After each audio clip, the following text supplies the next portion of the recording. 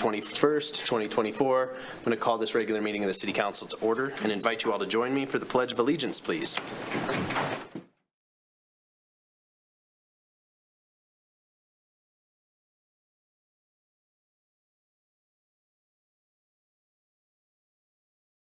Under God, indivisible, with liberty and justice for all.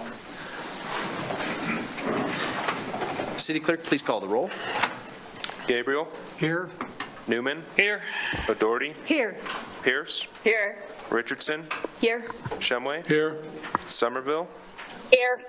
Cumby. Here. And Harrington. Here. That is 9 present and 0 absent. Thank you, City Clerk. We'll move on to public comment on non-agenda items. If there's, I have one listed before, Travis Fasnat, maybe, forgive me on your last name. If you're in the room, go ahead and come forward.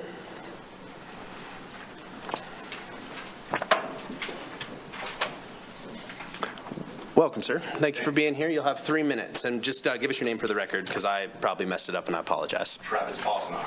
Thank you. Thank you. I appreciate that. Good evening, Council. I appreciate your time. My name is Travis Fosnock. I was an employee at the Laramie Regional Airport. I'm here to bring to your attention poor management and misconduct by the Director of Human Resources at the airport, which has resulted in a hostile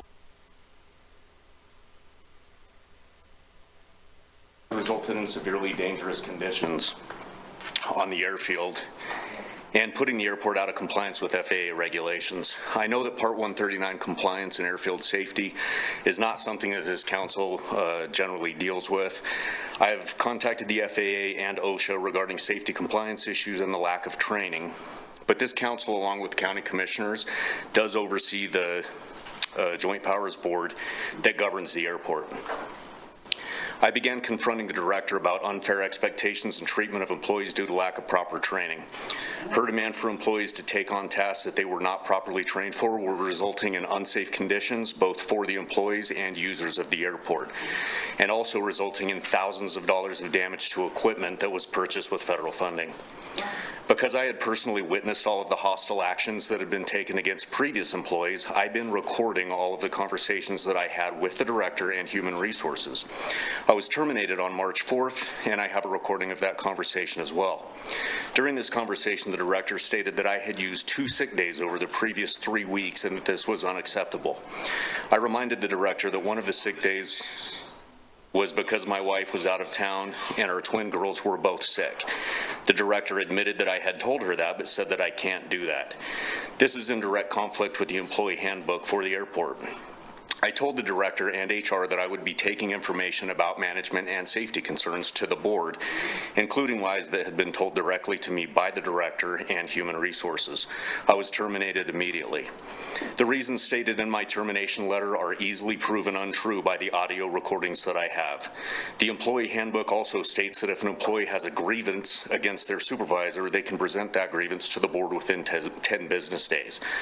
I presented this grievance to the board in person on March 6th, 2 days after the date of occurrence. I requested that the board contact me to further discuss all of the issues occurring at the airport. I went to another board meeting the following month and reiterated the importance of these issues, but I still have not been contacted by anyone. There is more severe misconduct that is taking place at the airport, but I believe it would be more appropriate to address those issues outside of this public meeting. I am fully aware that Wyoming is an at-will work state, but dishonesty and mistreatment of people is something that still should not be tolerated here. I served as a police officer, detective, and SWAT team leader for the city of Laramie for almost 21 years. I am a professional. I know that this mismanagement, misconduct, and treatment of employees and customers would not be tolerated in any other department of the city or county. I'm respectfully asking that you reach out to me to discuss all of these issues and address them. Again, my name is Travis Fosnock, F-A-S-N-A-C-H-T. My cell phone number is 307-760-5290. I appreciate your time. Mr. Fasnot, thank you. Thank you. Any other members of the public wishing to speak to the council on any item not on the agenda can go ahead and come forward in the room. Please come on forward. How about someone else? Oh, it looks like you're up. Okay, thank you. And you're so gracious to receive public comments. Oh, we're happy to, Ms. Palmer. No, I understand here because the passion I have for living here. The passion I have for living here. So anyway, I want to be, I'm Reverend Dr. Sally Palmer, 715 South 11th, now 80 years old. Yay! Yay! But anyway, I created a pamphlet called Where Does Water Come From? Where Does It Go? And I would like to give copies to you all, whoever wants one. But I've been a part of all the research with the WIACT, with what's happening with the water systems around and the rivers. I don't want to speak too long, except that water is precious. And you all know that, or you wouldn't be here. And you wouldn't be here if you didn't care about not this generation, but the next. So anyway, please be in mind of all the boards that govern the water and how precious it is. So here's my pamphlet. And don't forget the aquifer. Thank you, Dr. Palmer. And the fact that I'm 80. And if you have pamphlets for us, I don't know if you have them in your hand, but you can drop them at the city They're clerk. right there. And then there's Yeah. the map that WIACT is using to control water you. and talk about around the state. Thank you, Dr. Anyway, Palmer. I live here. Yes. I love it. It's much better than Boulder. We're not going to weigh in on that, but we sure appreciate you. Any other members of the public wishing to speak to any item not on our agenda, go ahead and come forward in the room. All right, seeing none, I'm going to close public comment. Move to the vice mayor for setting of the agenda. I move that the agenda be set as submitted. Second. Motion by Cumby, seconded by Richardson. All those in favor say aye. Aye. Any opposed say no. Okay, the agenda has been set. We're going to move on to announcements. City manager, go ahead. Thank you. Our first announcement, Mayor, will be from our Public Works Director about a very special week. It is this week. Director Webb, welcome. Good evening, Mayor, Council. So this week is National Public Works Week. Ta-da! It's our fan back there. So, I'm not going to get into a whole lot of details because we spent a whole work session last week talking about public works operations. But the American Public Works Association announced this year that their theme for this week is Advancing Quality of Life for All. And I thought that was very appropriate. I feel like our main goal in public works is to help improve the quality of life of our residents and our visitors. I did want to publicly thank our 80 or so men and women in the department that plan, build, manage, maintain, and operate the infrastructure that helps to advance our quality of life. Our utilities division, engineering division, solid waste division, streets and fleet divisions. I appreciate the work each and every one of them do. I'd be remiss if I didn't mention our partners that help us do our job. City Council is one of them. Your policies, your direction assist us in moving forward. The City Manager's Office leadership and guidance helps us in moving forward to achieve our goals. And I want to mention Administrative Services Department, who we work with every day to make sure we maintain our fiscal sustainability. And of course, our private contractors and consultants play a key role. So in past years, we've come to you and asked for a proclamation proclaiming this National Public Works Week, but this year, Deputy Director Klein said, I got a better idea. And she contacted Owen in the City Manager's office and worked with engineering to get some drone footage also, and Owen worked to put together a pretty cool video that Ryan's going to queue up for us. It's pretty quick. It's 1 minute and 17 seconds, I believe. And it highlights our staff, our facilities, and our equipment.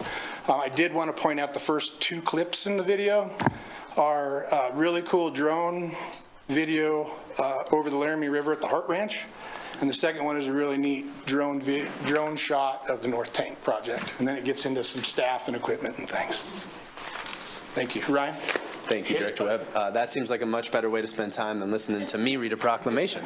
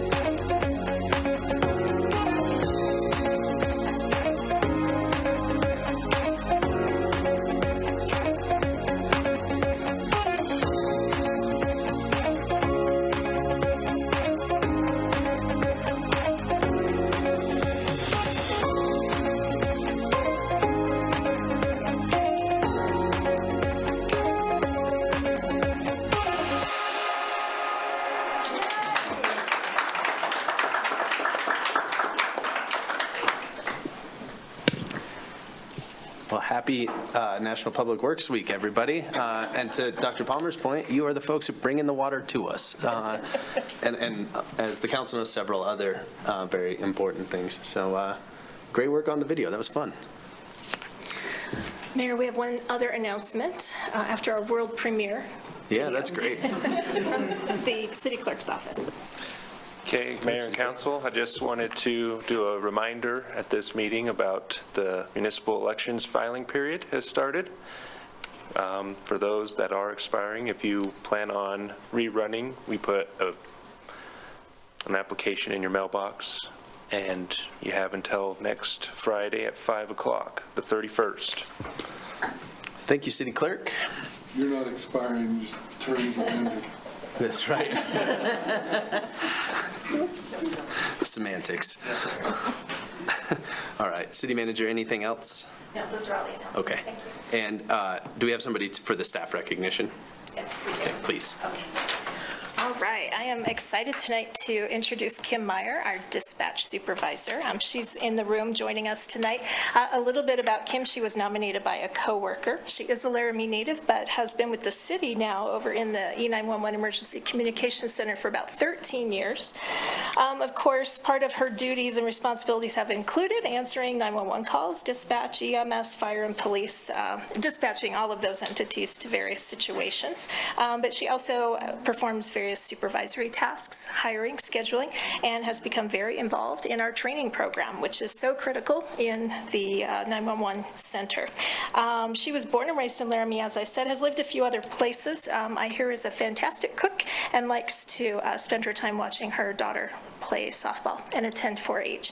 And lastly, I had to share a new program that she's been working on for fire department mobile units. She's been enjoying the high energy of that and says she loves working in dispatch because it's the kind of place where you never know what's going to happen. Quote, she says, I could be the last person that someone talks to, sadly, or I could help get a baby delivered on the side of the road, which she has actually done. So, Kim Meyer.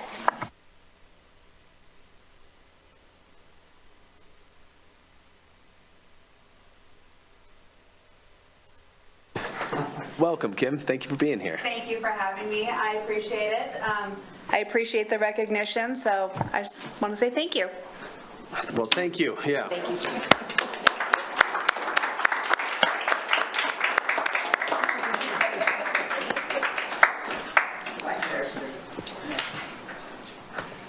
All right, council members, any disclosures or ex parte communication? Declare? Okay. We'll move on to approval of the consent agenda. Vice Mayor Cumby.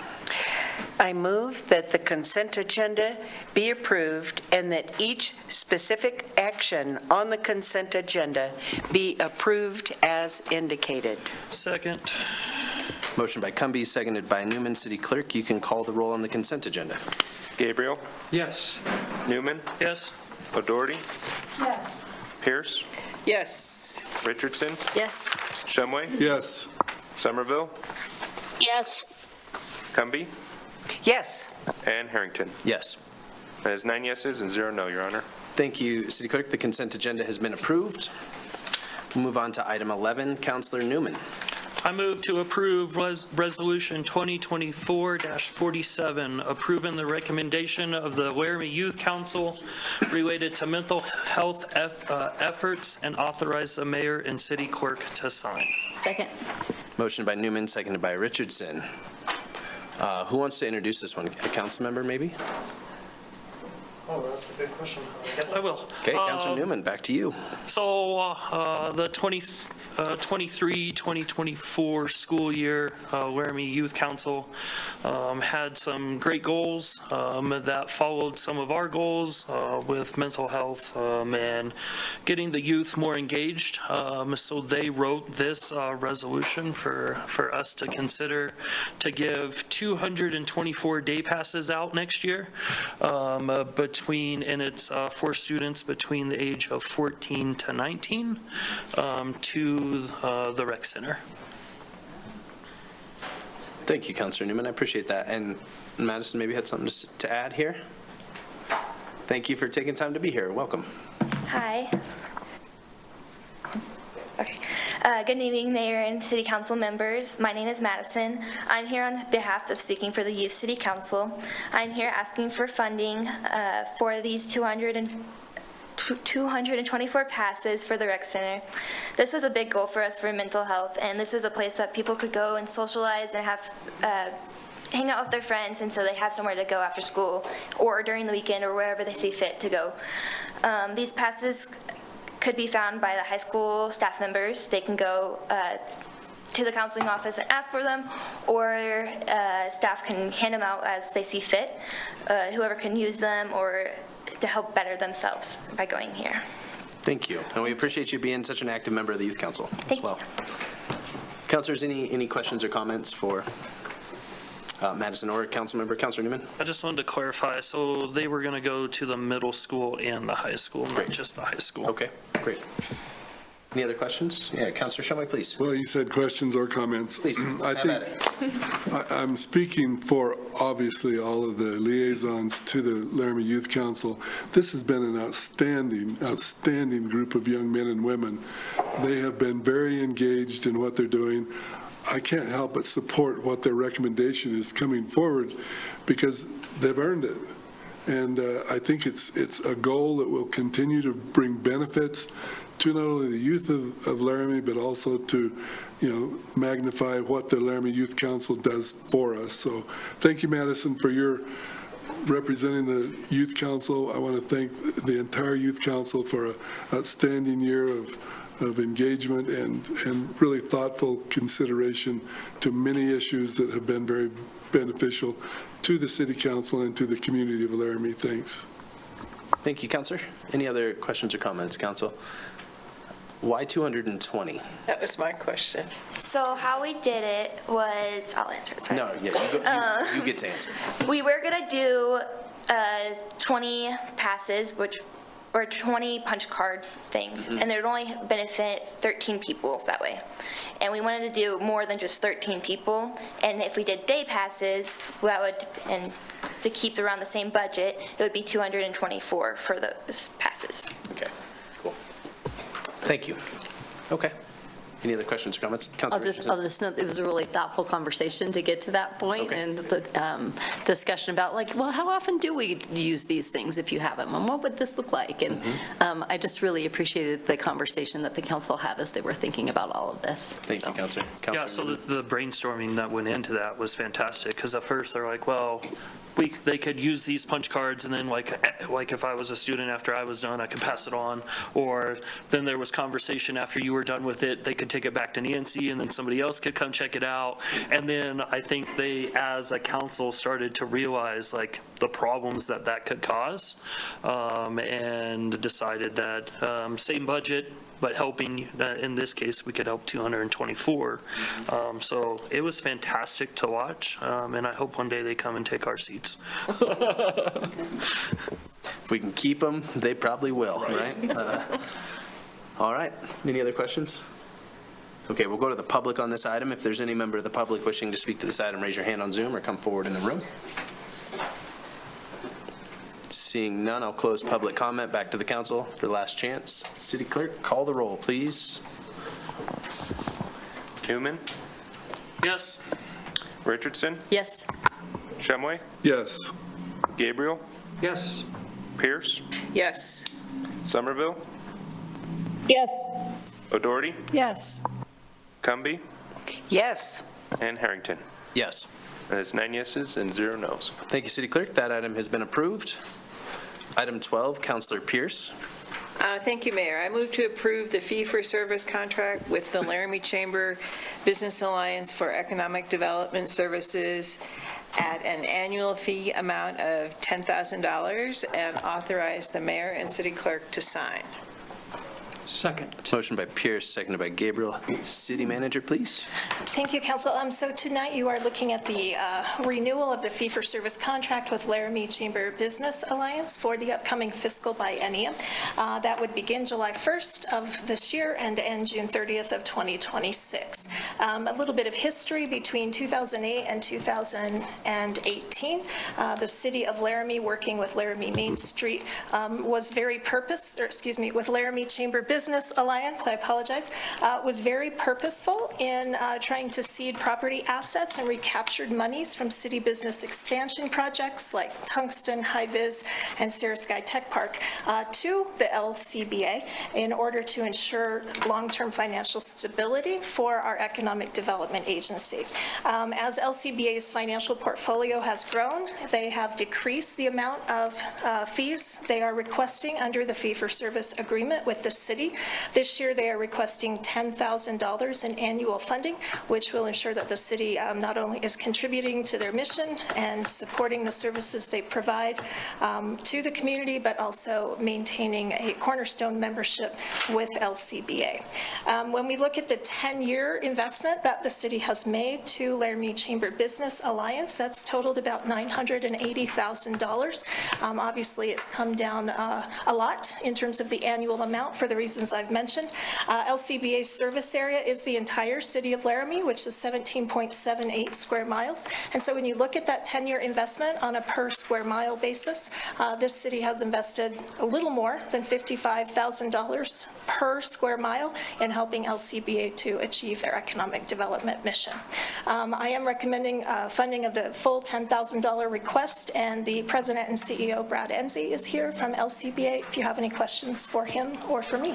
Thank you, City Manager. Council members, do you have any questions before?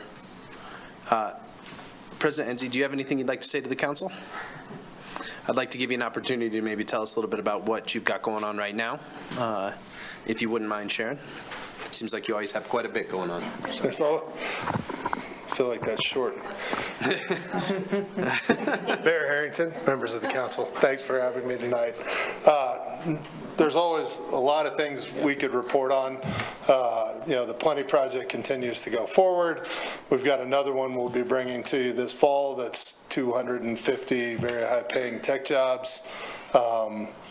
We continue to see Yumbana open last week, gluten-free and allergen-free bakery in the west side of town over by Tri-Hydro. That finishes out that business park, which was done in partnership in the old LEDC before we merged.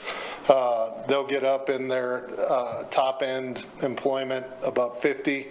The really interesting thing about them is Chris and his wife Tammy, who own the company, have figured out ways to mobilize kind of stranded workforce. And they work with people who maybe want to take their kid to school and be able to pick their kid up from school, but work in the middle. We're very successful with that in Colorado. It's a national brand. Made For You Foods is what their Wyoming moniker is, and they'll do co-packing and production of other gluten and allergen-free foods. And we work a lot on housing. I mean, that's really the issue that we're going to keep seeing, and it'll be time and time again until we have more housing, and then we'll fill those up, and it'll be time and time again people come in and we'll need more housing. But that's, the metered and controlled growth of how we make a community. So I'd stand for any questions. We appreciate the partnership and support, and this is really a way to, when I first took the job about 6 years ago, I was charged with how do you lower the dependence on an annual basis on the city.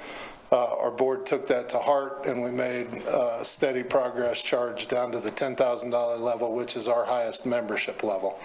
And so it really continues to have the city be an integral part of the organization in a cornerstone way, but reduces the annual impact and to the city's budget. So appreciate all the work that all y'all have done with our organization over the years.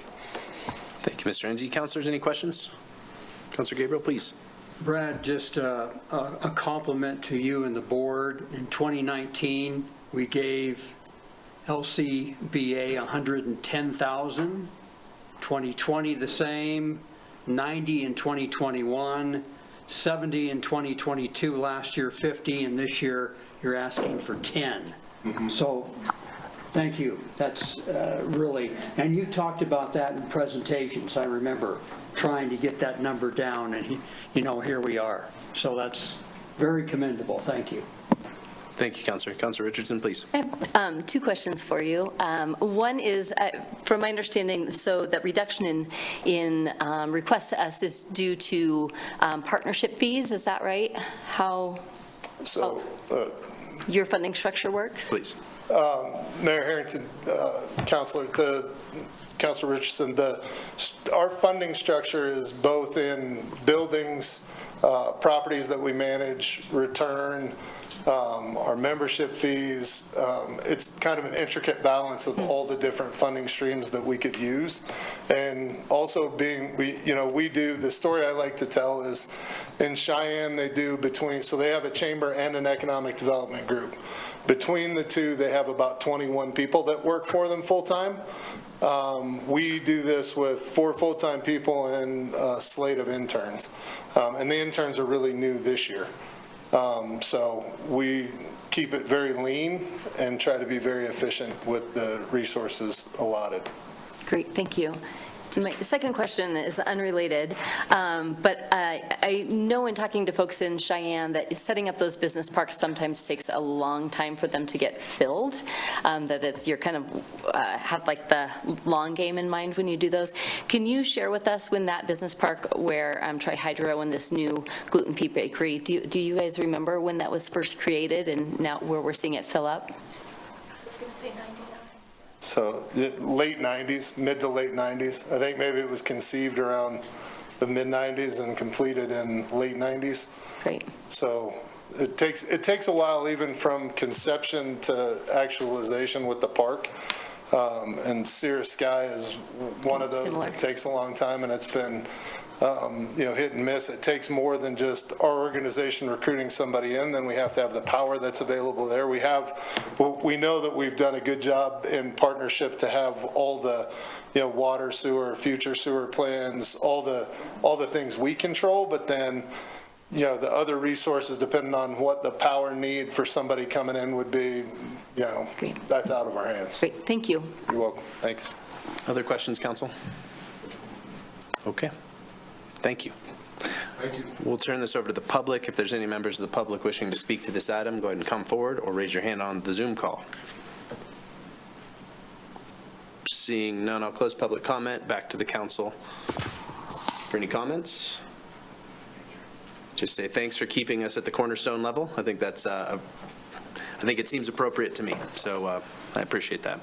City Clerk, please call the roll. O'Doherty, Yes. Richardson, Yes. Somerville, Yes. Shumway, Yes. Gabriel, Yes. Pierce, Yes. Newman, Yes. Cumby, Yes. and Harrington. Yes. That is 9 yeses and 0 nos. Thank you, City Clerk. That item has been approved. We'll move on to item 13. Councilor Richardson. Thank you. I move to approve the fee-for-service contract with the Laramie Main Street Alliance in the amount of $65,000 and authorize the mayor and clerk to sign. Second. Motion by Richardson, seconded by O'Doherty. City Manager. Council, this item, similar to the previous, would be a renewal of the fee-for-services agreement with the Laramie Main Street Alliance, beginning July 1st through June 30th of 2026. Laramie Main Street has requested $65,000 per year in funding for a total biennium amount of $130,000. No major changes to this fee-for-service agreement. To give some perspective to the investment the city has made to the downtown Main Street area, you'll note on the cover sheet there that over the last 10 years, the city has invested $435,778 to Laramie Main Street. Their service area is 28 blocks or 0.1136 square miles, which amounts to $49,504 invested per square mile into the downtown by the city of Laramie. I am recommending full funding for the $65,000 per year request from Laramie Main Street, and the Main Street Director, Trace Sherwood, is here if you have any questions for her or for me. Thank you, City Manager. Council members, any questions? Councilor Richardson, please. Thank you. City Manager, I think this might be for you. I'm just looking at the contracts and comparing the chambers to the attachment A for for LMSA, and just curious if you could provide insight into kind of the differences between the two in terms of like the communications and reporting out, that sort of thing. Without pulling that up, but just from memory, I will note, Councilor, Laramie Main Street works with the city pretty intensely in terms of our provision of services down there. So in addition to the cash outlay that the council will make each year, we provide extensive support through city staff and services in ways like additional trash receptacles, caring for and upkeeping of downtown bike racks or other landscape and such in the public spaces, in the sidewalks, benches, those kinds of things. So we're constantly in communication with Laramie Main Street. Sometimes we're talking to them about matters of policy that come before this board, but oftentimes we're talking with them about just literally city services and operations and how we fit those into a downtown space or to accommodate downtown events or needs. And so that attachment is designed to help route questions about services and operations to the right people on city staff, notably through my office, so that I can make sure, for instance, Public Works, Solid Waste is aware of a need for enhanced trash pickup, as opposed to how they would communicate with you all as elected officials about matters of policy that come before the city. Did that answer it? And I can pull it up and refresh my memory. It's been a few years, but. No, I think that is, let me just double check on, sorry. Okay. Yeah, I think that answers my questions. Okay, I'm pulling it up too, Councilor Richardson. I'll give you guys just a minute. Oh, and I may have glossed over something, Mayor, as well. Attachment A also deals with, for all of our fee-for-service members, the Code of Ethics and conflicts of interest and lobbying requirements that we have, or requirements not to in some cases, such as lobby. So with the public monies that are being allocated to these agencies, we do ask the board members and the principals in all of the agencies to acknowledge that they should not be using these public monies to lobby for candidates for office, for policy positions, for things of that nature, but to use it for the operational activities of their organization and the services that we are contracting with their agencies to provide. Any follow-up? I have a comment when Please. it's time. Please. Okay. I also want to note, just for the public's sake, there's been some conversation about some nonprofits not being able to lobby, and the restriction for the city to not use these dollars for lobbying is, that is seen frequently, but nonprofits can lobby. And so I just want to put that out there to the public, that that is not a restriction. The IRS has it in the code. There are certain amounts that you can or cannot do, and I'm happy to share that with anybody if they want to know that information. Thank you, Councilmember. Other questions? Would this be a good time to talk about our award-winning Laramie Main Street? Maybe we could hear from Director Sherwood. Director Sherwood, if you'd like to speak to us, I kind of glossed over that and I apologize. Went straight to questions, anticipating none in the front end, and then there were questions. So thank you for taking time to be here. Thank you.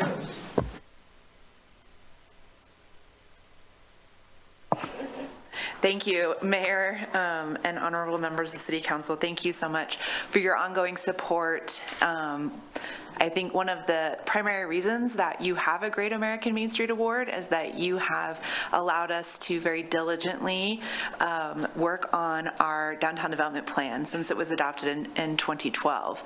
And so while other cities maybe get distracted every 6 months and want to update plans or switch around directors, you have given us stability in your partnership, in your financial contribution, and in allowing us to sort of eat that elephant one bite at a time.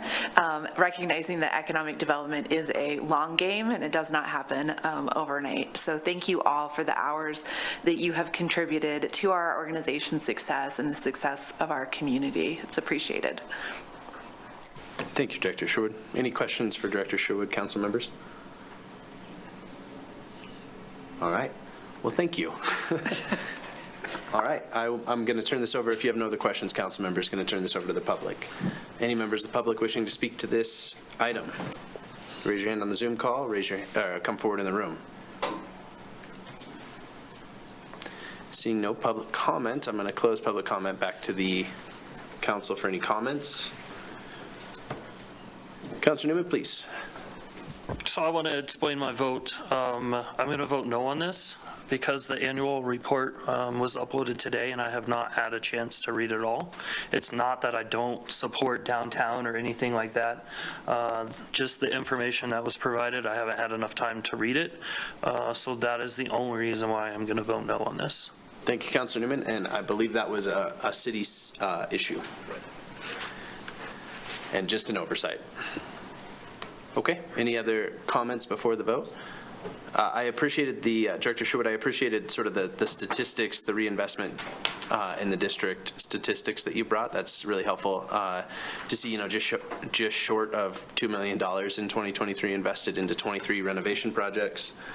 Those obviously have significant benefits to our downtown's vitality. 11 net new businesses, those sort of statistics I think are pretty incredible for a downtown district. And are very welcome. We've had a sort of a knock around couple weeks, but I think it's important to remember some of the really significant things our Main Street does for our community. You can think about the Flavor Festival, the Farmers Market, the Brew Fest, all of those sort of things that are such integral parts of our community. And so I just wanted to take my little moment here and lean into those a little bit. Because really the only thing I get in the sea is the last word. With that, thank you, Director Sherwood. Are you going to take the last word from me, City Manager? Go ahead. I don't usually try to, but I did want to acknowledge, through you, Mayor, for Councilmember Newman and other members of council, the failure to upload the annual report from Main Street was an error out of my office, where it didn't get uploaded on Friday, and I apologize for that, and I certainly am regretful if it's delaying a vote, so I apologize. It's no problem, City Manager. Those things happen. It sure does. All right, City Clerk, please go ahead and call the roll. Somerville, Yes. Shumway, Yes. Richardson, Yes. Pierce, Yes. O'Doherty, Yes. Newman, No. Gabriel, Yes. Cumby, Yes. and Harrington. Yes. That is 8 yeses and 1 no, Your Honor. Thank you, City Clerk. That item has been approved. We're going to move on to item 14, Vice Mayor Cumby. I'm sorry, I have to pull that up. Oh, no problem. Caught you off guard.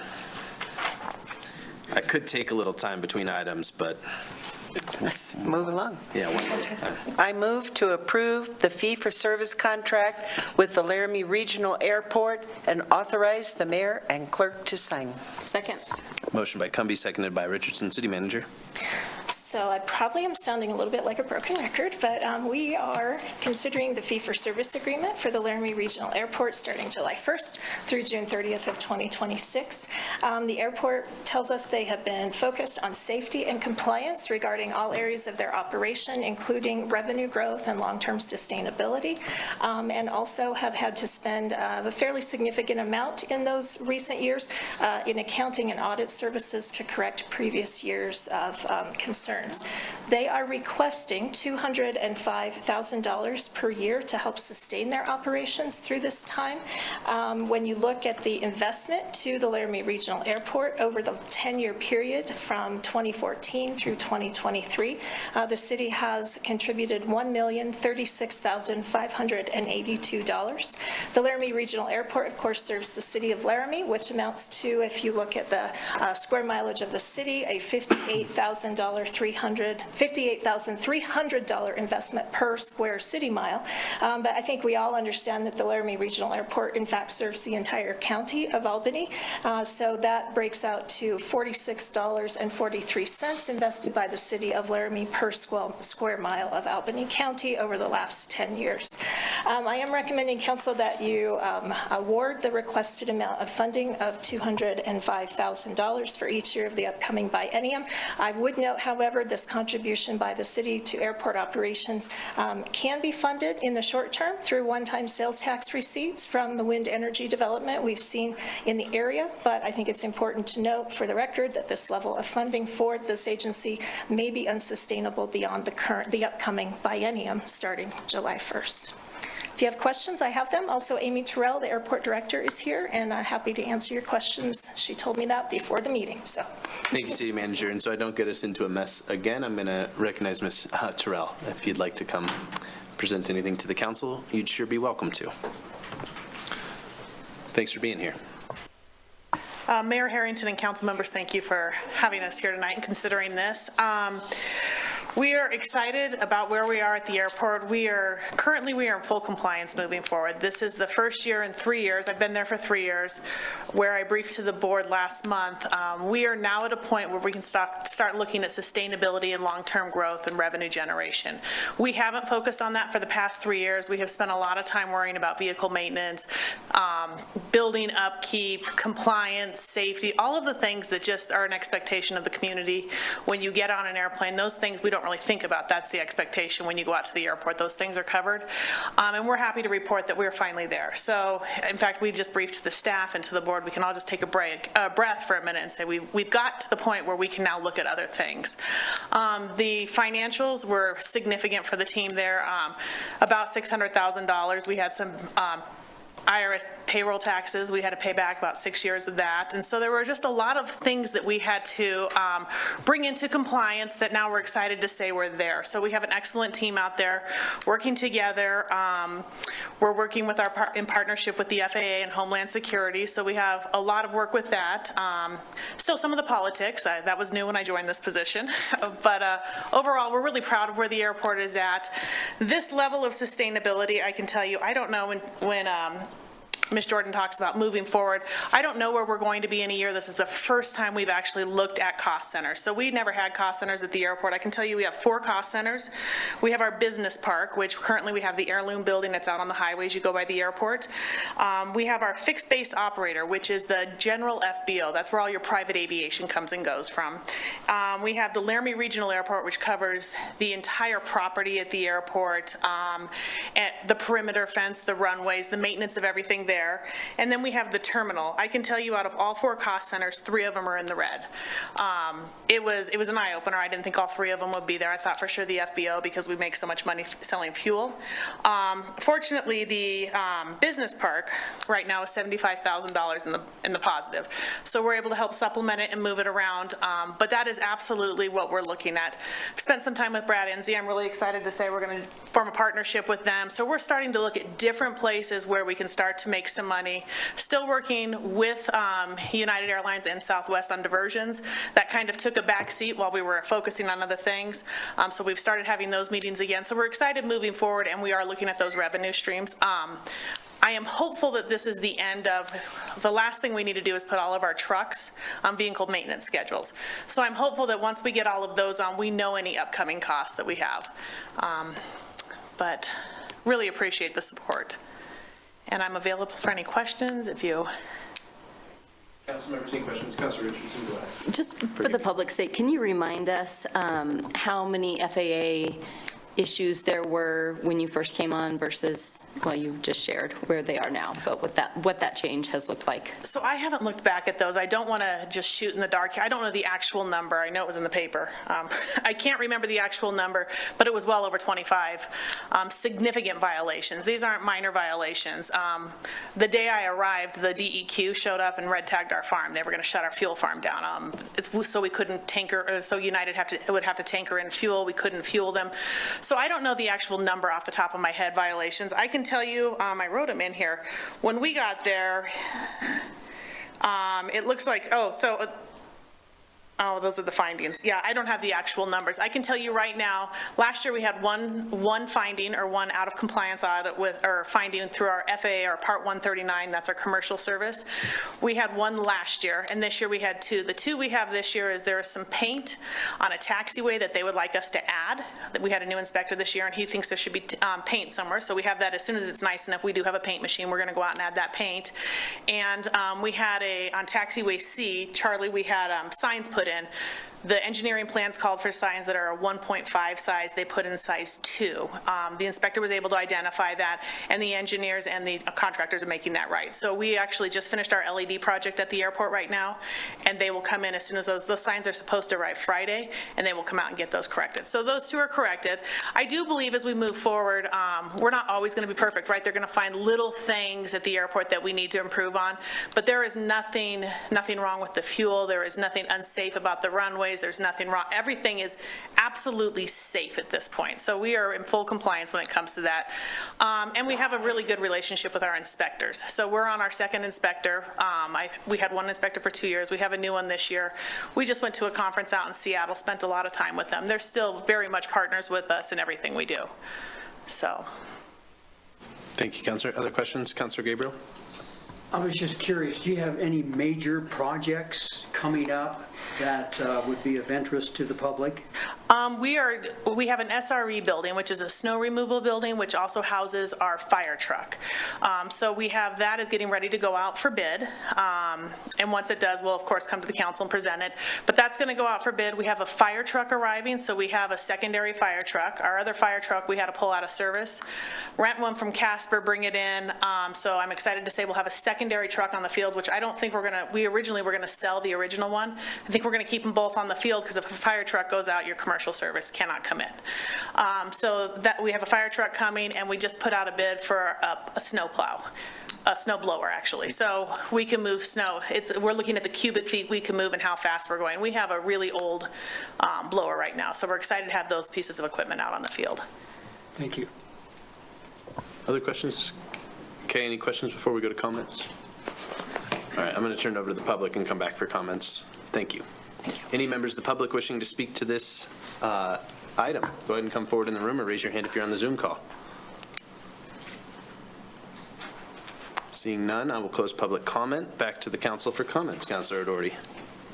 I've had the opportunity to fly out of Laramie recently, and I have to say that the staff was so nice. It was just such a nice, refreshing change from getting yelled at Denver. I mean, I know it's a stressful job in Denver, like all those people coming through security. But anyway, I just had a really good experience, and the staff, they were just incredibly pleasant, and I got there on time for a change, so that might have. So thank you. I really appreciate it. I think it's really important to our economic development so that people have the opportunity to fly out of Laramie when they need to. So thank you. Thank you, Councilor. Councilor Newman? I'm going to vote no for the same reason I voted no last time. Great. Just so you guys understand my vote. It's not that I don't support you guys. I just like to read everything before I make an educated vote, so. At least you're consistent, you know. Councilor Gabriel, please. And I was just curious about, I've heard in the past about flying out of Laramie, getting into Denver, coming back, and then problems with their connector flight coming back. Is that in a better situation than it has been? Are you asking about the flight times? That is not, so we just went out, we're an essential air service carrier, so we contract with the federal government, they pay SkyWest to come in. That just went out for bid, and we went out for public comment, I think for about 30 days, asking for feedback from the public because we know those flight times are terrible. Nobody flies into Laramie at 9:30 in the morning and departs at 10:30. It's nobody does, and in the afternoon, you get in at 4:30 and you depart at 5:30 or 6:30. Those aren't great times either connecting, you're on red ice for certain. So the board's attorney, Jody Shea, wrote a letter to the EAS when we were accepting our bid. Of course, we stayed with SkyWest, but we absolutely asked them to change those flights. It may come down to a financial decision that we have to decide. Are we going to have to help supplement that? There's a lot of, what they're telling us is if the loads go up, we can talk about getting those flights back, but the loads are not going to go up with those flight times. So that is the challenge that we're faced with right now, and Cheyenne has our overnight flight. So Cheyenne has the flight we originally had, so they have the 9 o'clock arrival and the 6 o'clock. And with the EAS bid, we currently don't put money into that, and so we don't have a lot of, they set the frequency of flights coming in and out of Laramie. We can't set the times. But it is something, it's a hot topic for us. It's the #1 complaint from the community, I can tell you. If you were to ask people in the community, the safety and all that, like I said, that's an expectation. They don't even know that that was ever a concern. The number one concern from the community is those flight times. It's very difficult to get a work day in if you're leaving at 10:30 in the afternoon, or 10:30 to Denver. So we're aware of that. That has not been fixed at this point. We're going to wait for the EAS bid to come back and see what they say, but we wrote that letter. Thank you. Other comments? Councilor Doherty? The 10:30 departure is why I was able to get to my flights on time. Counselor, I was thinking I might be the only one who was like, it's actually great. I drop the kids at daycare and then I go to the airport. Other comments, councilors? Ms. Terrell, I have had the joy of, joy is probably too strong a word to serving on the board, but I have appreciated watching how you've managed the airport, and I know there has been plenty of comment about that. But I continue to support your efforts from my seat here. And, you know, I hope those financials swing around, given sort of the reality of our budgets, but continue to be happy to support when we can. So, thank you. Vice Mayor? I just wanted to say, there was a time recently when Councilor Newman and Councilor Richardson and I had some questions, made a time to meet with you, went out and had a productive, open meeting. And I just want to say how much I appreciated that I found it very informative and just very open and engaging. And I just wanted to thank you for that. Thank you. We really appreciate you coming out and engaging when you hear those things. We are always open to conversation. There's nothing that happens out there that's a secret, so please come out anytime. Yeah, and inviting us to meetings is fantastic, so keep that up too. But like I said, my no vote has nothing to do with it being that. I think you guys are doing a fantastic job out there. I just want to read everything. Thank you, Councilor. Other comments before the vote? Okay. City Clerk, go ahead and call the roll, please. Pierce? Yes. Gabriel?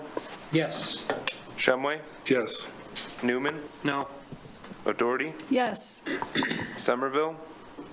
Yes. Richardson? Yes. Cumby? Yes. And Harrington. Yes. That is 8 yeses and 1 no, Your Honor. Thank you, City Clerk. That item's been approved. We'll go to Councilor Shumway for item 15. Thank you, Your Honor. I don't know how to make this recommendation because what this motion is to move to support the following, which is 1 through 10 of all of the resolutions that's coming forward to the WAM Summer Convention without discussion. And I would like to suggest that we have a discussion, but maybe that best way to do that is to move to have the support and then see if there's amendments to that as we go. How would you suggest, Your Honor?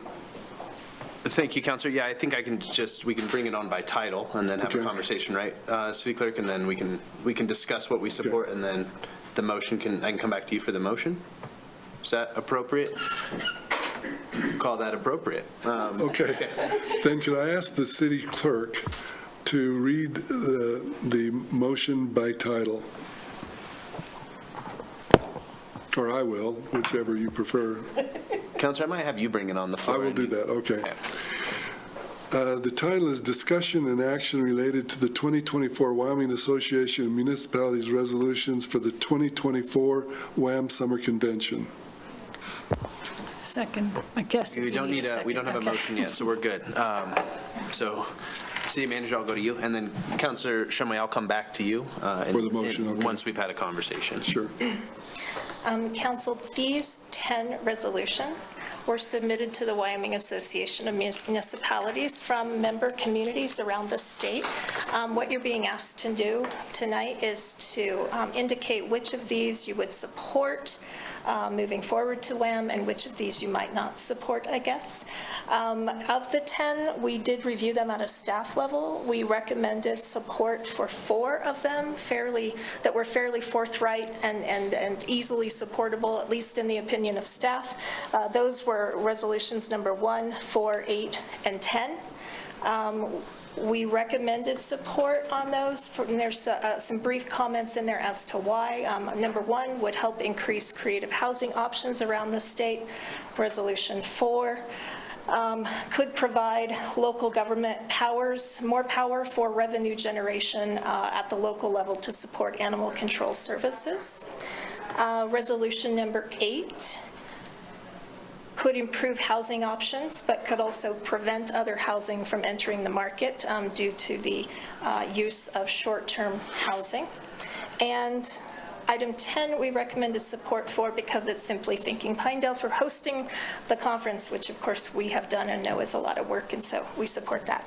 Other of these we gave you some feedback on or refrained from recommending a position for the council because they were matters of policy for you to take a look at. If you have any questions, I'm happy to answer those as you figure out how you want to eat this elephant, to quote Director Sherwood. Thank you, City Manager. Councilors, does anyone have objections to those 4 as a starting point? 1, 4, 8, and 10. Then what I think we ought to do is start just chipping away at these. I had one question, maybe. I have only been to the summer conference once or twice. There are a few of these that are sort of like similar. So I think the liquor license one is quite similar to another liquor license one. I don't know that they're the same. Does WHAM tend to, would they support both, or would they just say, find middle ground, or you two work on, how would they handle that? Does anyone know? Like, are they going to just ask, does everybody support liquor license revisions, or do you know, Councilor Shumway? Let me take an attempt on this. It varies depending upon the municipality. And so what happens is there's some communities where liquor license abundance is welcome and where others where it's not. So this is one where it has to come down to the vote of the WHAM membership. The one thing that I will say is that when these come forward, there is discussion and there is pros and cons, and then the membership that we have one delegate from Laramie. They hold up a card to approve, or they hold up another card to vote no. And last year, the motion was to approve the slate. And so when I went there were some that I probably would not have supported that I voted for because that was the recommendation that came to represent the city of Laramie on the slate. This year, I want to go there, should I or Councilor Richardson be the person voting, I want to go there with the option of saying we support 1, 4, 8, and 10, and the others, kind of get the feel of the council and what direction we want to go. So, but that's just the meeting is one that there's a city or municipality or town that is very adamant that we support what benefits them. And what I like to do is say what benefits the state of Wyoming, what benefits, the people we represent. I appreciate that, Councilor Shumway. That did help me. Okay, so we're going to move through these then, starting with, I'm just going to, make some notes here. Number 2, does anyone have thoughts on number 2? Councilor Pierce? Yeah, thank you, Mayor. As council may recall, I've been supportive of this increase in these fees for some time now, and I am very supportive of this becoming a push for WHAM. And that's all I'll say. I do need a confirmation, just to check my memory, that the $1,500 is the limit in the legislative statute for the range. Is that correct? It is the 15? Okay. So, I'm very supportive of this increase. Thank you, Councilor Pierce. We're not, obviously, no voting at this point, so I'm sort of like, speak your piece. Councilor Richardson. I'm curious how this one, kind of back to maybe your point, Mayor, of, two that feel very similar, and is there one that we would prefer over the other? So in looking at Resolution 9, where it allows the local entity to decide that minimum and maximum. Would there be one or the other that we would prefer? And when I think about other towns and folks' kind of want for local control, would that be one that we could go over? Or have more widespread appeal, I guess? Thank you. Councilor Newman? I would not support number 2, but I would support number 9, if that helps. It does help. Because I think the localized is better than just like a blanket over everything. Councilor Pierce, did you have something to add? Yeah, just so folks understand my reasoning. Business operations in this field, liquor license, they sell those liquor license for at least $100,000. At least $100,000. So given that, I think there's room for a $1,500 fee. So, and their value is huge. We give them to the community, and we should be able to recoup some of those funds based on the actual value. And I think it's ridiculous, frankly, that all we get to recoup is the maximum at $1,500, given their actual value on the open market. Does, Sorry. Number 9 yeah, go ahead, Councilor. allows a lot of flexibility there from what Councilor Pierce is talking about. Which is flexibility and local Yeah, control. hold on, guys. Yeah. But legislatively, we can't. There has to be a... Yeah, they've capped us. Yeah, and so. Because they all own liquor licenses, half of them. Okay, so I think the distinction here is between the one submitted by Jackson has a $15,000 upper end. The one submitted by Douglas has no upper end, allows us full control, correct? That's the way I'm reading this? So, seems like the council is favorable to one of these two. Councilor Doherty? I'm favorable to both, so I think, depending on how the discussion goes at the meeting, that I'd be comfortable with Councilor Shumway, because they might come up with a combined thing. Okay. Councilor Richardson, please. One thing I think about when you're, oh, thank you, sorry, that I think about when we're thinking about this legislatively is if a town then decided to like really rack that up, could they find themselves in hot water and make this whole situation? So I wonder if having those concrete numbers is actually helpful in that regard. But I'm with you, Councilor Doherty. Both of them I'm fine with. Councilor Newman. That's kind of what I was thinking too, because going, Councilor Pierce, like if they're selling these for, $100,000 to $200,000, even if we only get 15,000 back, or, 300, whatever, I think that's why I would support. I mean, obviously, we should probably talk about both of them, but if we could, like 9, because if they're selling them for 200,000, maybe we can get 30,000 or 40 or whatever, right? Instead of, oh, you sold that for, 300,000. Here's a check for 15K. Like, City Clerk, we're talking about annual fees, though, correct? This would be like every year. So just as a point of clarification for the council. Councilor Shumway? Thank you, Your Honor. I don't want to, myself, I don't want to view this as a profit center for us to make a profit on liquor licenses. I want to look at this as a way that we recoup the cost of managing liquor licenses. I will say this, number 9 is not going to fly at the state legislature. It's going to die in committee. It'll never get out of committee. So we have to go in there with something that is reasonable. And I don't think they're going to say there's, that we get to determine the minimum and the maximum. They're just not going to, like someone said, there's too many people at the state legislature that have liquor licenses. And so we need to approach this, what would be, and of course, I think number 2 comes from Jackson, right? Yes. Yeah.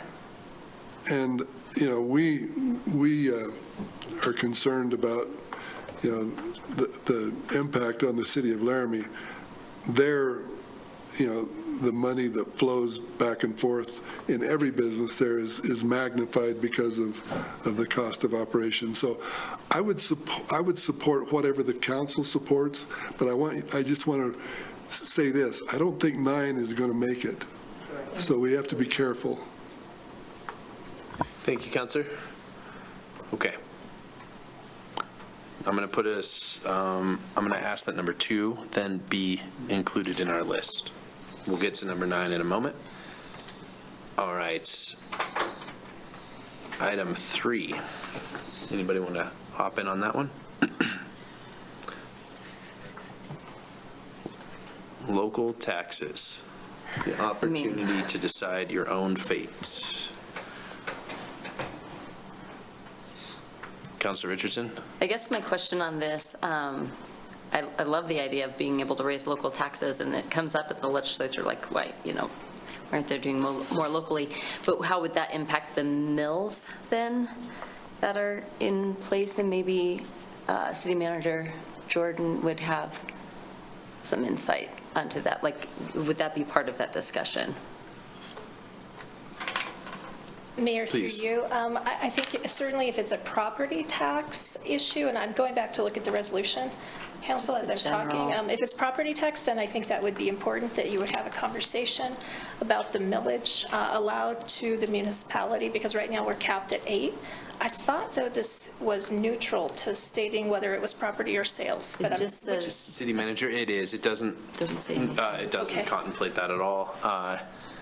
And the staff comment is, it's vague. But, those would be obviously like with the local control piece of it, right? Like, we would determine if it was going to affect mills, maybe it's not a good fit for us. So,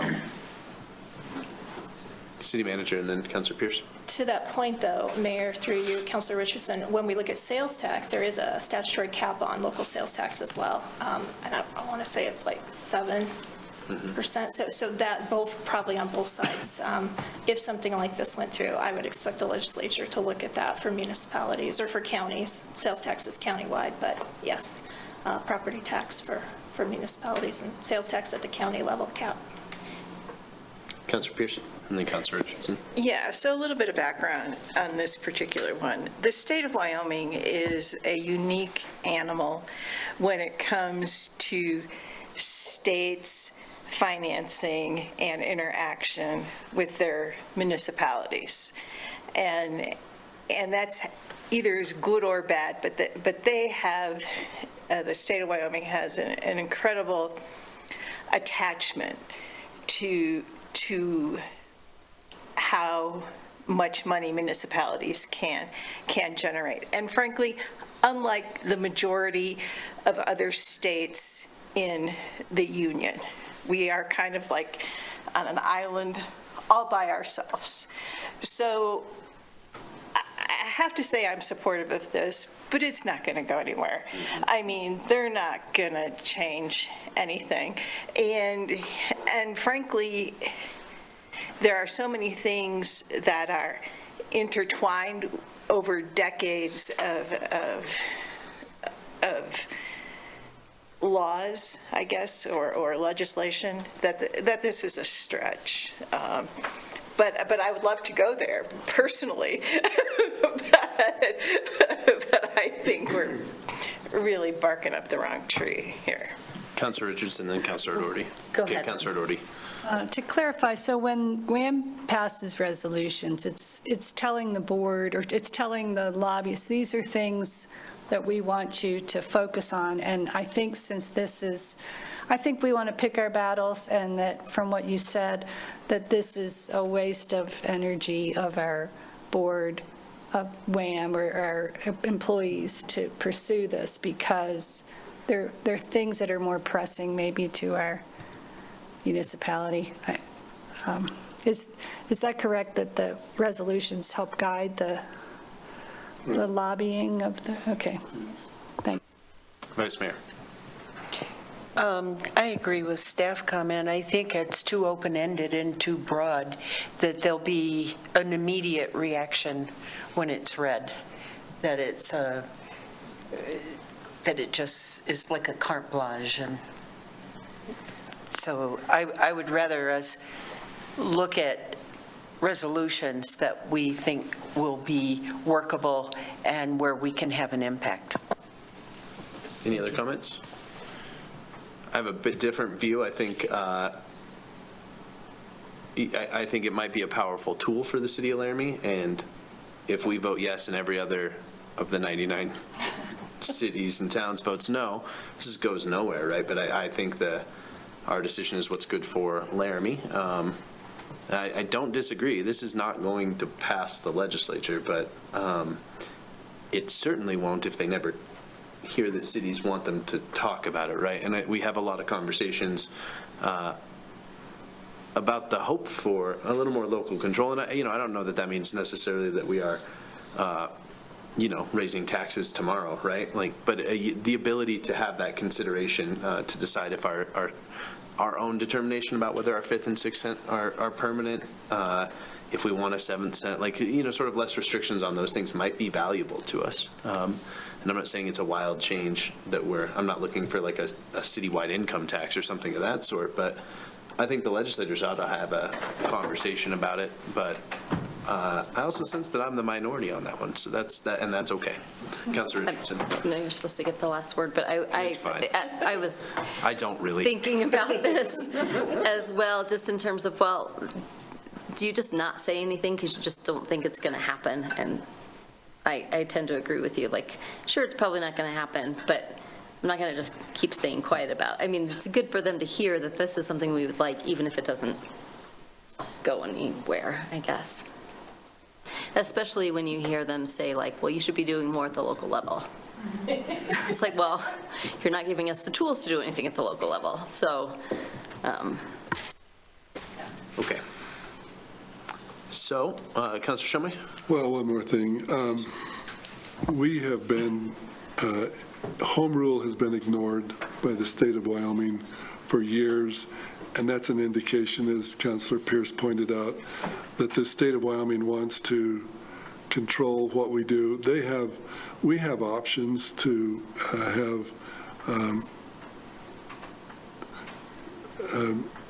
put for the vote to increase the amount of money for specific tax purposes, but we've not taken that. I think there's only been one community that has gone for an optional increase in sales tax that has succeeded. Everything else has failed.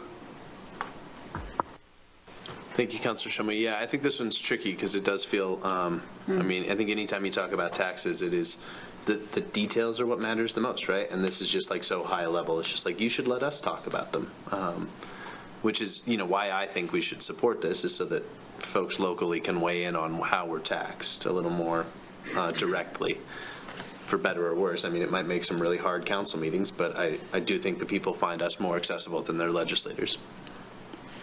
Vice Mayor. I just want to say that the Wyoming League of Women Voters has taken on home rule as their next major long-term project. And they are anticipating 3 years of working on this and are in their first year of meeting at local level and state level to work on home rule. Thank you, Vice Mayor. So I'm gonna, I haven't heard anybody, sort of hop the fence. I'm just gonna say we're a no on 3, and we're gonna move. Could we call that, or? I'd be more than happy to be a yes, and I don't mean to be a downer, but realistically, it's where we live, folks. Yeah. Yeah. Councilor Gabriel. I think we need to take a stand. I mean, even though we might not agree, we're saying, the state's not going to do anything. From all these other comments I've heard, I think if we're in favor of something like this, we should go ahead and say so. That's my opinion. Thank you, Councilor. Let's move it to the table. All right, everybody, we got there. Okay. All right, we're going to hop to 5. Decriminalization of cannabis and reform to Wyoming Controlled Substance Act. Councilor O'Doherty. I personally would support this, but I don't think the council can because we've never had a public discussion of it. We haven't talked to our public safety people, and But Cheyenne's been through all that, and that's what they concluded. But I don't feel comfortable as a council doing that, like supporting this one resolution, yeah. Councilor Shumway, and then to you, Councilor Newman. This is a repeat from last year.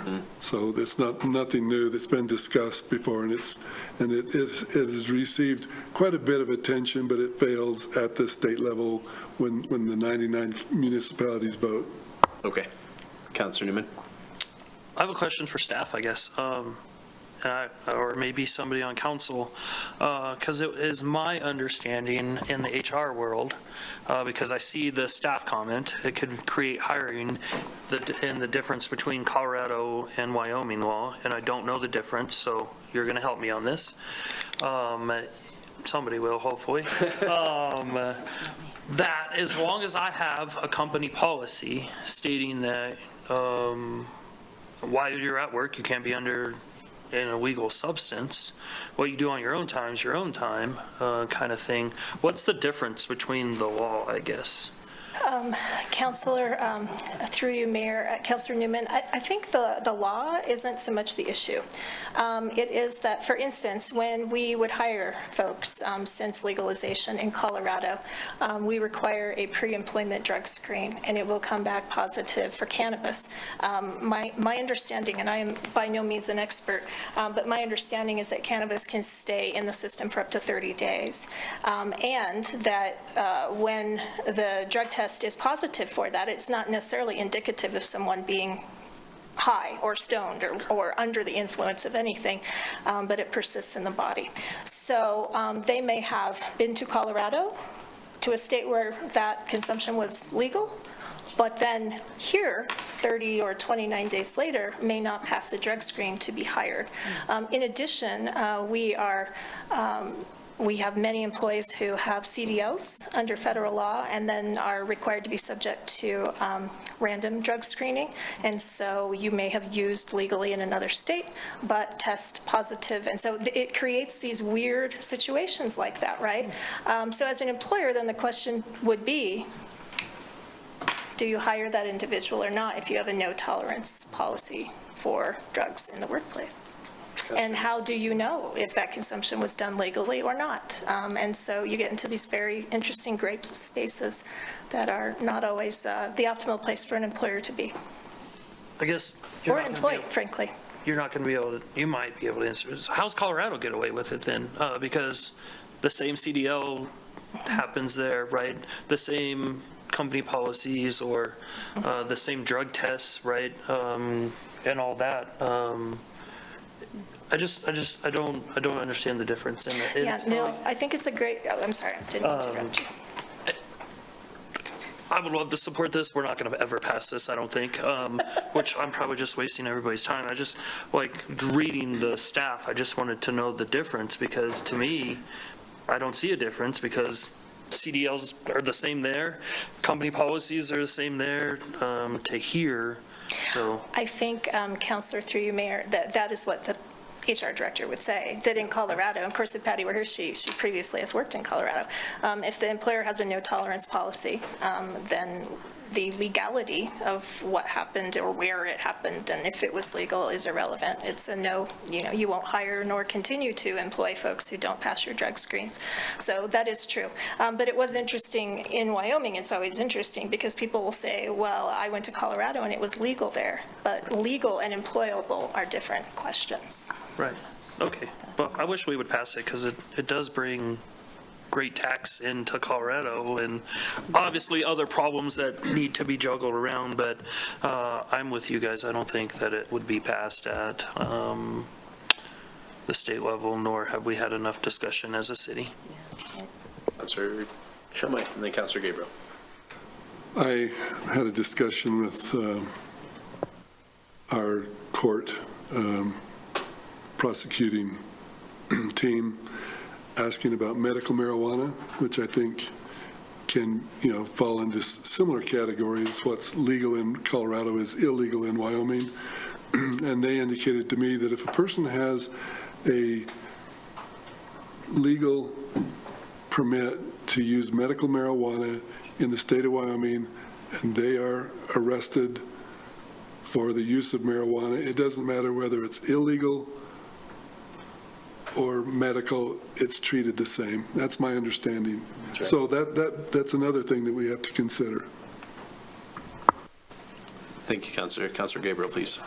Thanks, Mayor. Since we have Chief Brown here, I was just wondering if you could shed any light on some of these issues that we are bringing forward tonight, because the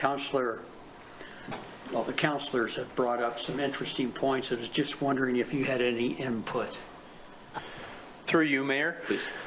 Yes, coming from California, I have a little bit of input. So the city manager hit the nail on the head. So administrative functions and policies can be more restrictive than criminal laws. So that's what you see in the workplace, where you see restrictions on alcohol use in the workplace, alcohol use before and after work in some organizations with policies, and the same thing with marijuana. So in California, to be honest with you, the 22 years I worked in law enforcement there, I was never drug tested. But we did have a policy that you could be drug tested, and if you were and you tested positive, that you would be removed from employment with the city. And then also with regards to medical marijuana in Wyoming, it is still illegal even if you have a medical license. Thank you, Chief. Councilor Newman. Do we drug test here? Yes, I actually took I got drug tested yesterday. Okay. So even the chief gets drug tested, so yes. Pretty consistently, probably in our organization, it depends on the size of the department for the city, but we get approximately 10 drug tests or alcohol screening tests every month. And it's random. Plenty of timing. All right. Other questions, comments? I tend to think there's a state effort at this anyway. And maybe to your point, Councilor Doherty, we have not done the due diligence to support it. I mean, we could, sort of plant our flag on it, but I'm not sure that it matters. There are legislators working on this sort of thing too. So seems like somebody else's job. Anybody object? Anybody passion plea this one? Okay. 6. Using water-wise landscaping. Seems like Councilor Doherty. Yeah, since it's talking about covenants, I don't know if, when the staff said it's not relevant, are they assuring us that there are no covenants in Laramie developments that prevent this? Because if they exist, we should, anyway, I would support this, and I would support keeping it, even if it's not relevant, because there are things in those covenants that we might not know about, like recently, that black people couldn't come to the front door in the 3 Parks covenant. So there has the staff examined all of our covenants to know for sure that it's not relevant? Through you, Mayor, Councilor Doherty, I think more what they're saying is that the city has no water-wise landscape requirement by code. As I read the Cheyenne resolution, I think what they're saying is that there's been a pushback from folks who have covenants that maybe require non-water-wise landscape, and then that covenant requirement is at odds with the city code requirement for water-wise landscaping.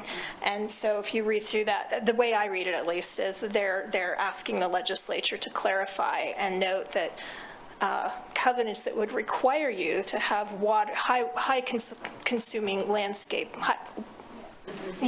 landscape that consumes lots of water is irresponsible, as the phrase is in the resolution, and should be subservient to municipal code, I think is what they're hoping to accomplish through statute. I like that. That's how I read it. Yeah.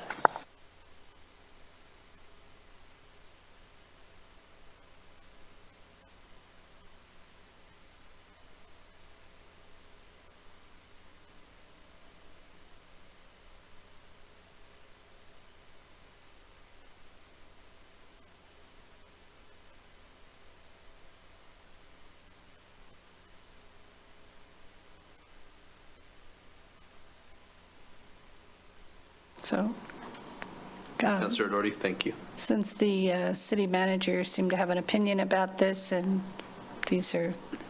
she's responsible, I'd like to hear from her, if that's okay. Mayor and council, we're not quite clear what this is intended to accomplish, but our understanding, both myself and the assistant city manager, is that there's still a separation of duties, obviously, between emergency personnel, like public safety personnel, and essential personnel. This resolution from Town of Opal seems to want to designate public works employees as emergency personnel. We already consider them essential personnel during a time of emergency, depending on, what the situation is. And we certainly believe that under statute that local officials like yourselves already have the ability, if we had some kind of, say, emergency that affected the water system, to classify those folks as sort of emergency responders in addition to being essential personnel for the operation of potable drinking water or sewage treatment or whatever. So I can't say this is a bad thing because I'm not entirely sure what is trying to be accomplished here, but we did feel that it's already what the resolution is trying to accomplish is already allowed at the local level without understanding, more about it. So I'd be curious what they were after. Thank you, City Manager. Councilor Doherty. So I'd be comfortable supporting it, but leaving it up to Councilor Shumway for the clarification if it seemed like when you learn at this meeting why they're thinking that and why we didn't see it as necessary. I'd be comfortable with Councilor Shumway making that decision. Are we allowed to do that? I don't know, but I mean, yeah. Anyone else want to? Oh, Councilor Pierce. Yeah, I support that. I think in this very specific instance, my gut is telling me that they've somehow caught themselves between a rock and a hard place when it comes to receiving ARPA funding. And without more clarification, it's really hard to know which way to go from my perspective. And we certainly don't want to hamstring them if it's something as simple, right? But I don't know. I mean, it just have to wait to find out more, Feels like the timing of it may not work out in their favor, too, for the grant periods by the time the legislature considers it and it takes effect. But Councilor Doherty.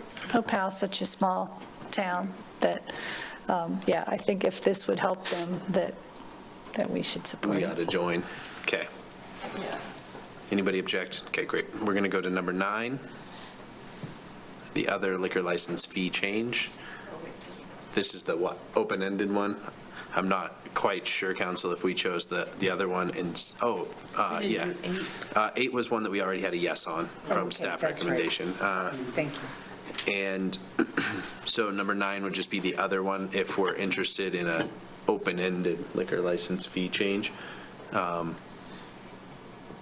Personally, I'm favorable to letting Councilor Shumway make that choice because I think we largely support, a little more control here, but I can't envision the city of Laramie charging $15,000 or more for a liquor license. The 9 of us would be run out of town, right? So a group of folks, a small group, but a group.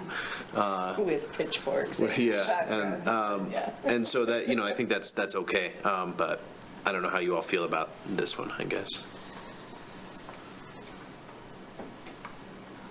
Not everybody jump at once. Councilor Richardson, thank you. I'm also fine with leaving it to Councilor Shumway. I think we all have been pretty open to either one if it feels like there's a space that during the discussion the group lands on. I think, again, I feel like a lot of them will go back to that local control and want that number 9, but to the point of if WHAM is going to lobby for anything, they're going to need some concrete numbers. So, yes, I am in favor of just kind of feeling those out. Agreed. Councilor Gabriel. I'm just curious, Councilor Shumway, in your experience, have you had many instances in which, now I understand, during the discussion, what the resolution actually means, and you maybe have been swayed one way or another? If I could ask Councilor Joe? Your Honor, the answer to that is yes, and I would expect something like that to happen when Opal comes forward and says, we needed 3 emergency personnel, we only had 2, so we didn't get ARPA funding, which, and if that came, and if it was something that could give a positive result to the town of Opal, I'd vote for it. We're recommended to go forward right now, but that's something that we don't know why that's coming forward, what the real benefits of that are. But right now, from what I've written down, and tell me if I'm wrong, we're supporting everything but 5, which is cannabis. So that's where we are. Okay. So with that, Councilor Shumway, I'm going to go to you for the motion. Okay. And Your Honor, before I make this motion, I will tell you this. I will support exactly what the council has said. I'm going to support everything except for 5, and I'll have a no on that one. Okay? So now I'm going to make the motion. Let me get back up to the page where the motion is. Okay. You ready? Please. Your Honor, I would move to support the following proposed Wyoming Association of Municipality Resolutions 1, 2, 3, 4, 6, 7, 8, 9, and 10, and propose that these resolutions be passed. Second. Motion by Shumway, seconded by Councilor Pierce. Any discussion, councilors? I feel like we talked to death, so I'm going to go to the public. Thank you, Councilor Shumway. Any member of the public wishing to speak to this item can come forward or raise your hand if you were on the Zoom call. Okay. Seeing no comment, I will close that public comment period. Back to the council. Okay, City Clerk, please call the roll. Gabriel? Yes. Newman? Yes. O'Doherty? Yes. Pierce? Yes. Richardson? Yes. Shumway? Yes. Somerville? Yes. Cumby? Yes. And Harrington? Yes. There's 9 yeses and 0 nos. Thank you, City Clerk. That item has been approved. We'll go to item 16, which is public comment on non-agenda items. So if there's an item that was not on our agenda that a member of the public wishes to speak to, either on Zoom or in the room, now's your chance. Seeing none, I'm going to close public comment. And council members, any future work sessions you'd like to consider? Okay. Councilor Pierce. Item 18. I move that we adjourn. Second. Motion by Pierce, second by Newman. All those in favor say aye. Aye. Any opposed say no. Council members, we are adjourned. Thank you, everybody.